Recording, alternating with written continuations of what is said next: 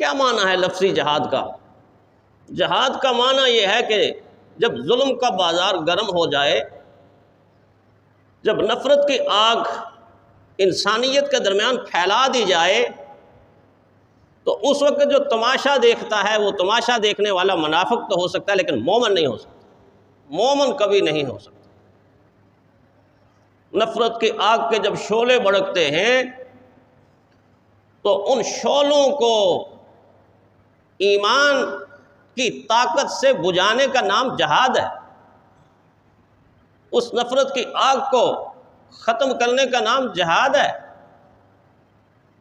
جب ظلم کا نظام آگے بڑھ رہا ہو اور ماؤں کی گودوں سے بچوں کو اٹھا کے ذبح کیا جا رہا ہو، تب حکم دیتا ہے اللہ اب کھڑے ہو جاؤ، اب کھڑے ہو جاؤ۔ اگر نہیں کھڑے ہوتے تو پھر قرآن کہتا ہے ما لکم لا تقاتلون، ما لکم لا تقاتلون فی سبیل اللہ، تمہیں کیا ہو گیا ہے، تمہیں کیا ہو گیا اللہ کی راہ میں کھڑے ہو کے لڑتے نہیں ہو، تم جہاد نہیں کرتے، تم قتال نہیں کرتے۔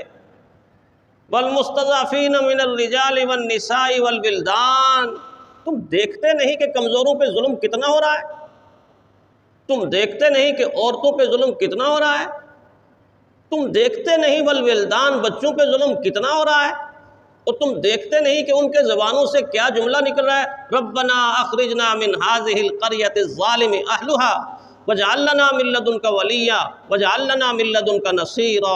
عجیب آیت ہے قرآن حکیم کی۔ وہ دیکھتے نہیں کمزوروں پہ کیا ظلم ہو رہا ہے، عورتوں پہ کیا ظلم ہو رہا ہے، بچوں پہ کیا ظلم ہو رہا ہے، وہ کیا دعا کر رہے ہیں، اے ہمارے پروردگار اس ظلم کی بستی سے ہمیں نکال دے، ہمارا کوئی معین اور مددگار بھیج دے۔ وہ تمہیں چیخ چیخ کر پکار پکار کر بلا رہے ہیں، ما لکم لا تقاتلون فی سبیل اللہ، تمہیں کیا ہو گیا کہ تم اٹھتے نہیں؟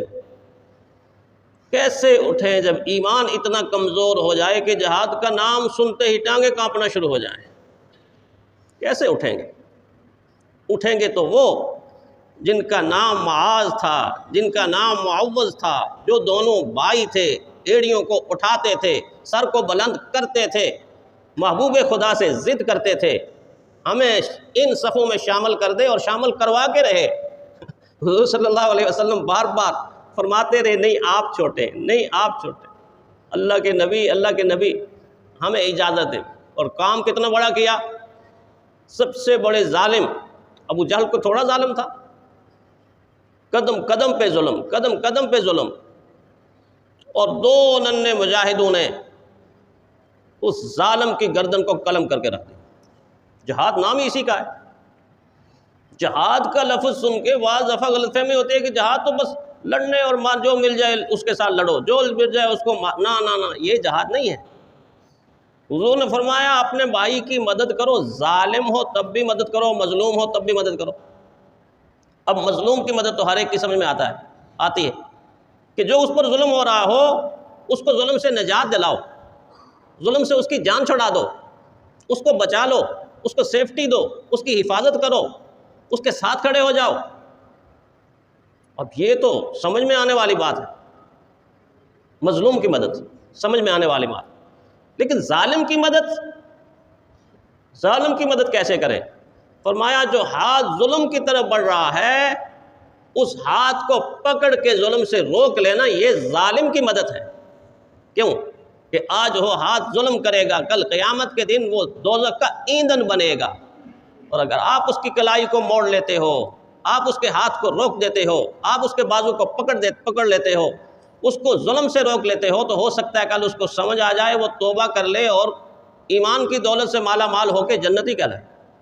مظلوم کی مدد بھی کرو، ظالم کی مدد بھی کرو۔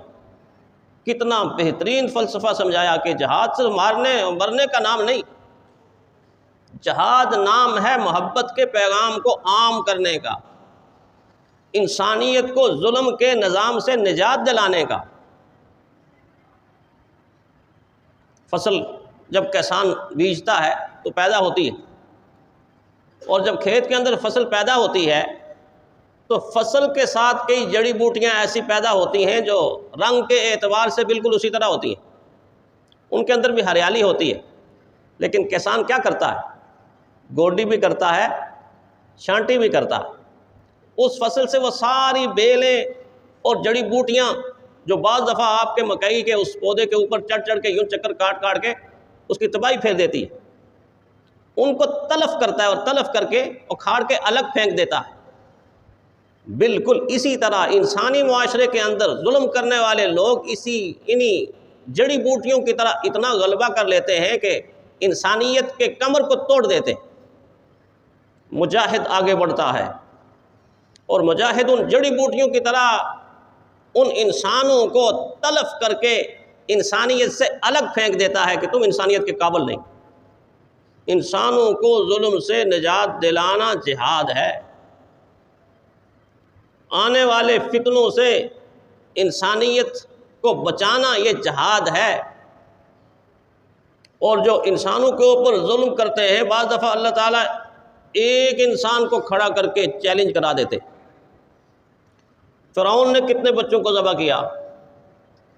تاریخی روایات کے مطابق 70,000 معصوم بچوں کو ماؤں کی گودوں سے اٹھا کے ان کی آنکھوں کے سامنے ذبح کر دیتے تھے۔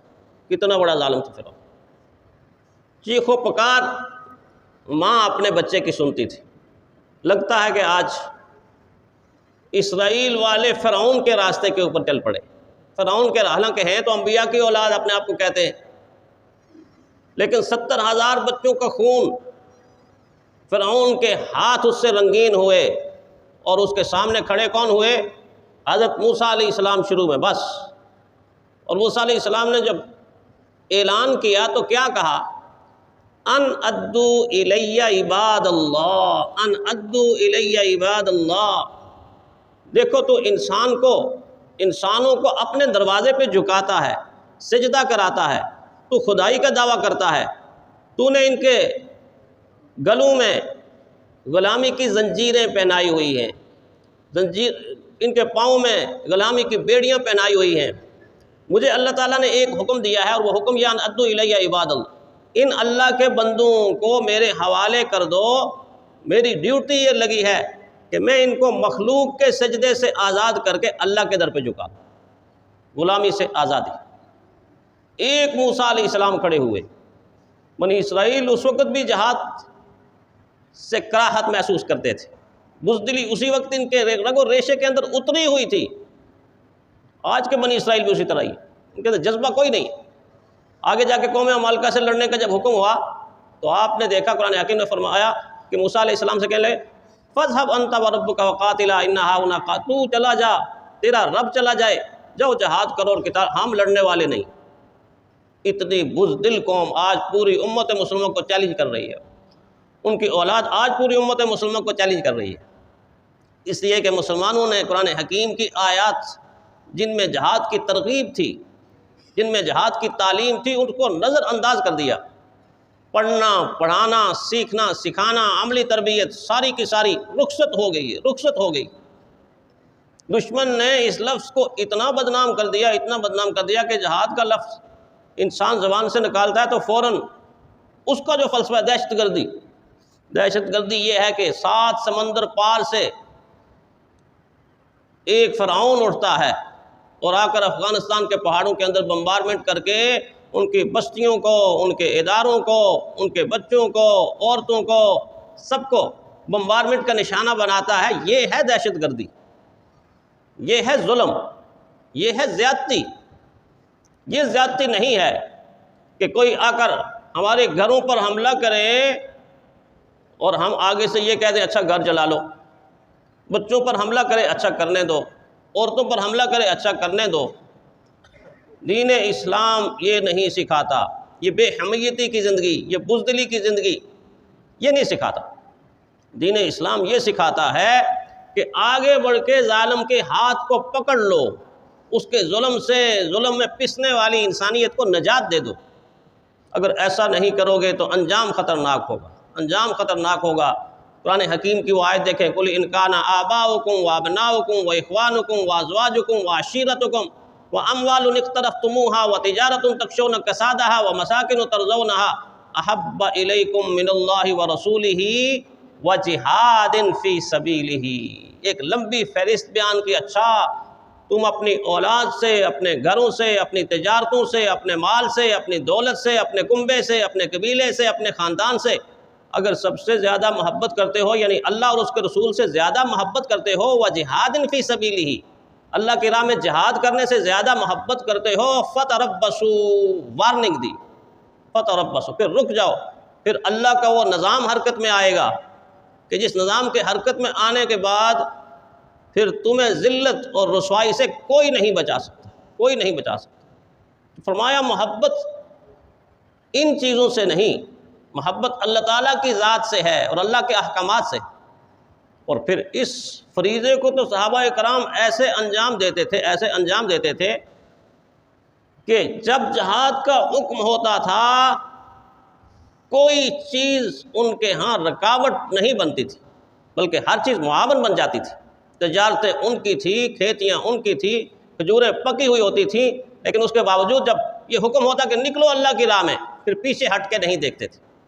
ہم ناکام اس لیے ہوتے ہیں کہ ہم نے ساری کی ساری محبتیں دنیا سے لگا لی۔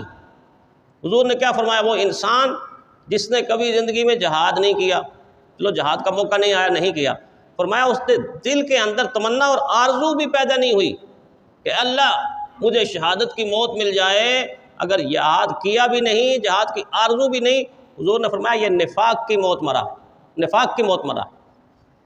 مومن کی زندگی کی دعا تو یہ ہوتی ہے کہ وہ اللہ سے ہر وقت یہ دعا کرتا ہے اللہ سعادت کی زندگی دے دے اور شہادت کی موت دے دے، سب سے بہترین۔ اور کیونکہ حضور نے اپنے لیے دعا اللہم ارزقنا شہادۃ فی سبیلی، اللہ مجھے اپنی راہ میں شہادت نصیب کر دے، اور پھر بار بار ثم اقتل ثم احیا ثم اقتل ثم احیا، اللہ مجھے زندگی ملتی رہے، میں پھر شہید ہوتا رہوں، پھر زندگی ملتی رہے، پھر شہید ہوتا رہوں۔